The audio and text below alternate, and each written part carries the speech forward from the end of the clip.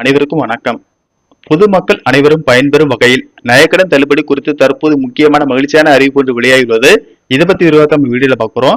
வீடியோவை ஸ்கிப் பண்ணாம பாருங்க. வீடியோக்குள்ள போறதுக்கு முன்னாடி இந்த வீடியோக்கு லைக் பட்டனை விசுவுங்க. வாங்க வீடியோக்குள்ள போகலாம். தமிழ்நாட்டில் கடந்த சில நாட்களாக பொதுமக்கள் மத்தியில் அதிகம் பேசப்படும் விஷயங்களில் ஒன்றாக நகைக்கடன் தள்ளுபடி ஆகும். குறிப்பாக கூட்டுறவு வங்கிகள் மற்றும் அரசு வங்கிகளில் நகை அடமானம் வைத்து கடன் பெற்றவர்கள் மத்தியில் இந்த எதிர்பார்ப்பு நாளுக்கு நாள் அதிகரித்து வருகிறது. கடந்த 2021ஆம் ஆண்டு ஸ்டாலின் தலைமையிலான திமுக ஆட்சியில் நகைக்கடன் தள்ளுபடி திட்டம் கொண்டுவரப்பட்டது. கூட்டுறவு சங்கங்களில் சாமானிய மக்களின் நகைக்கடன்கள் தள்ளுபடி செய்யப்பட்டன.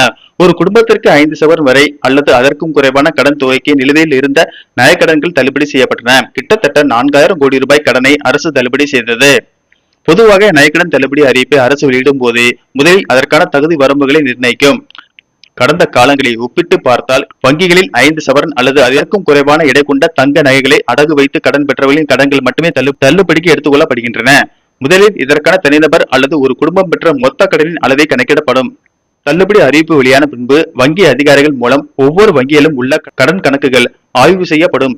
இதைத் தொடர்ந்து நிபந்தனைகளுக்கு உட்பட்ட தகுதியான பயனாளிகளின் பட்டியல் தயாரிக்கப்பட்டு அவர்களின் கடன் அசல் மற்றும் வட்டி தொகை முழுமையாக ரத்து செய்யப்படும். இதற்கான தொகையை அரசு வங்கிக்கு செலுத்திவிடும். எனவே கடனாளிகள் தங்கள் நகைகளை எவ்வித கட்டணமின்றி திரும்ப பெற்றுக் கொள்ள முடியும்.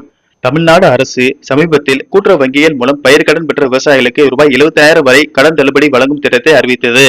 இந்த நிலையில் தற்போது வங்கிகளுக்கு சில முக்கிய உத்தரவுகள் சென்றுள்ளதாக தகவல்கள் வெளியாகியுள்ளன.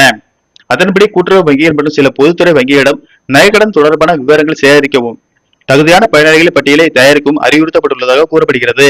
கடன் பெற்றவர்களின் விவரங்கள், கடன் தொகை, அடமானம் வைத்த தங்கத்தின் அளவு போன்ற தகவல்கள் ஆய்வு செய்யப்படுவதாகவும் தகவல்கள் தெரிவிக்கின்றன. தற்போது வெளியான தகவலின்படி கூட்டுறவு வங்கியில் பெறப்பட்ட நகைக்கடனுக்கு முன்னுரிமை அளிக்கப்படலாம் என்று கூறப்படுகிறது. அதேபோல் சில பொதுத்துறை வங்கிகளில் பெறப்பட்ட நகைக்கடன்களும் பரிசீலனையில் இருப்பதாக தகவல்கள் வெளியாகியுள்ளன. நன்றி, வணக்கம்.